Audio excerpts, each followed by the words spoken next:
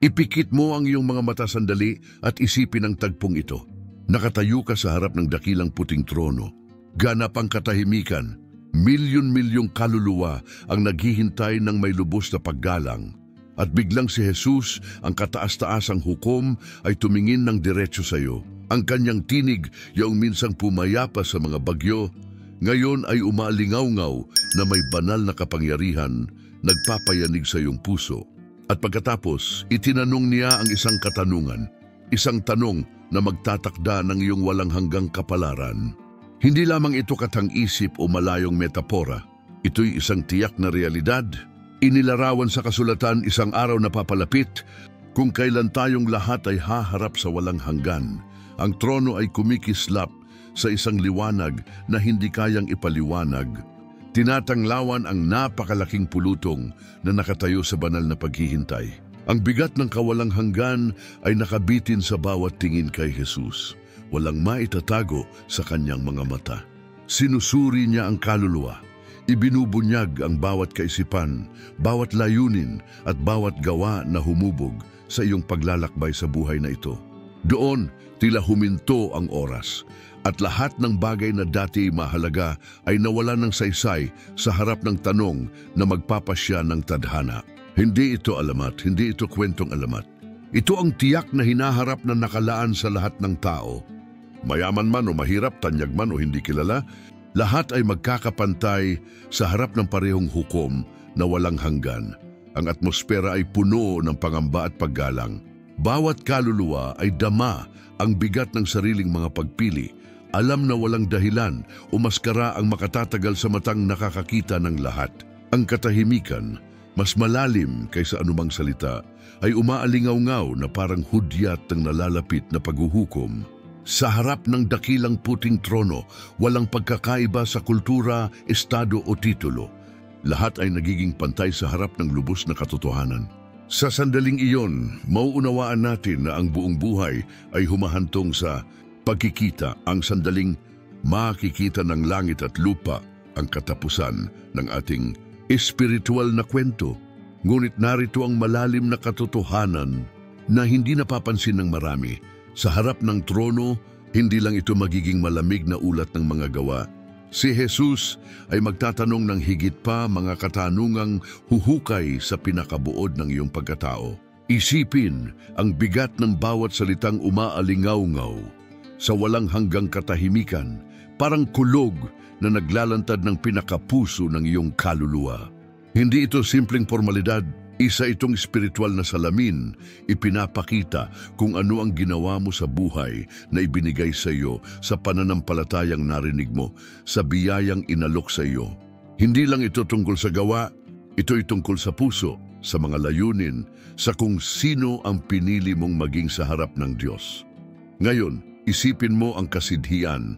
Lalong tumitindi ang pananabik, bawat segundo'y parang walang hanggan. Ang liwanag ng trono ay bumabalot sa lahat sa isang kaluwalhatiang lumalampas sa oras. At saka papalapit na ang pagbubunyag. Hindi lamang ito paghuhukom, kundi pagbubunyag ng mga hiwagang itinago mula pa noong una. Ngayon, ibabahagi ko sa iyo ang 3 tanong na aalingaw-ngaw sa harap ng trono.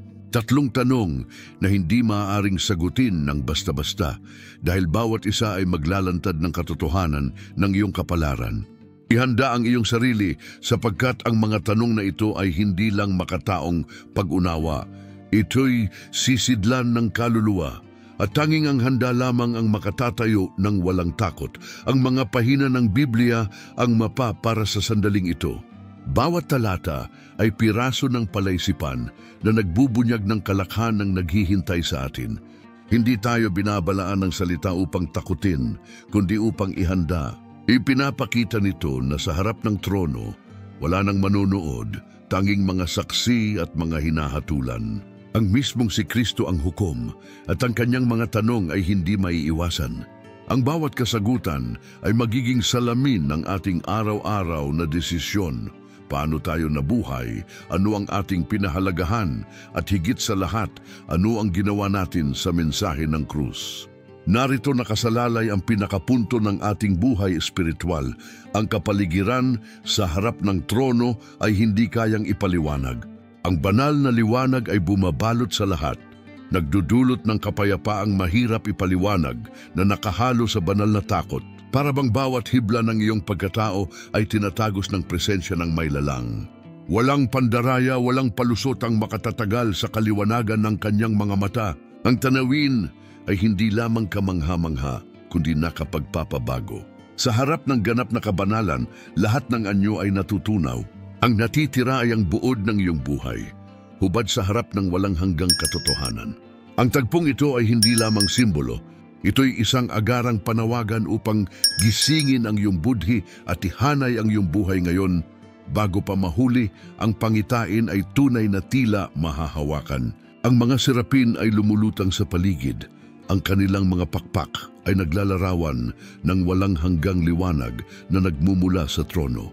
Bawat detalye ng tanawing iyon ay kumikislap sa kaluwalhatiang di masukat.